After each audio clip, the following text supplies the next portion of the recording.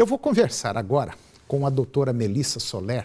Ela é pesquisadora da Embrapa, aqui da Embrapa Arroz e Feijão, e ela é uma especialista em solos.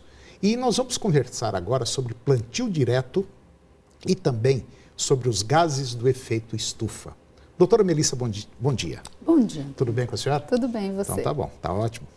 Doutora Melissa, a gente sabe que durante muito tempo o setor agropecuário, principalmente a agricultura, ela foi tida como uma vilã e responsável aí pela, vamos dizer assim, entre aspas, pela destruição do planeta, dos gases do efeito estufa e contaminação e tal. Mas não é só ela não, né, que tem culpa nesse processo todo não, né?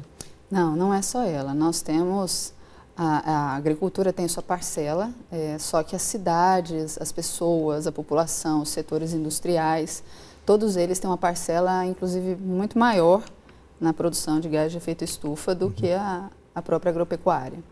Dentro da agricultura, a forma de plantio direto seria ou é uma das alternativas para tentar minimizar esse problema de efeito estufa? Sim, porque o que nós estamos vislumbrando é justamente o sequestro de carbono no solo. Quando a gente começa a falar de sequestro de carbono, parece uma coisa muito vaga.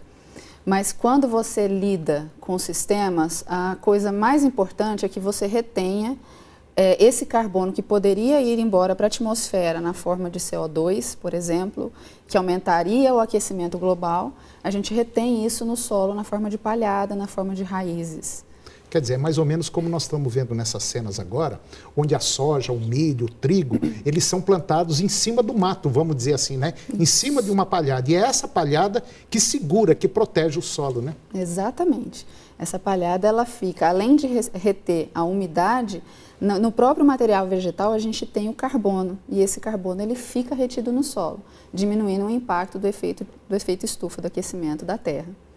Embora a gente muitas vezes fale que isso pareça uma coisa muito distante, se a gente for analisar a questão de quebras de safra que tem acontecido até na última safra de arroz, por exemplo, no Tocantins, a maior diminuição foi exatamente em virtude do aquecimento em torno de 2 graus. Então, isso diminui a produtividade das culturas. Então, é uma coisa que está muito perto da gente. Não é uma coisa tão distante que a gente fala, deixa na televisão. Não é bem assim. Não é bem assim, não. Está no quintal de casa. Uhum. Eu ando muito preocupado, e aqui durante o programa a gente fala demais sobre isso aí, eu estou preocupado com a água. Nós estamos no mês de setembro, basicamente, e já vários rios estão secos, o Araguaia já tem pontos no rio Araguaia que você atravessa ele a pé. Nós temos outros grandes rios aí que já basicamente estão pedindo pelo amor de Deus. Nós corremos um risco muito sério, né?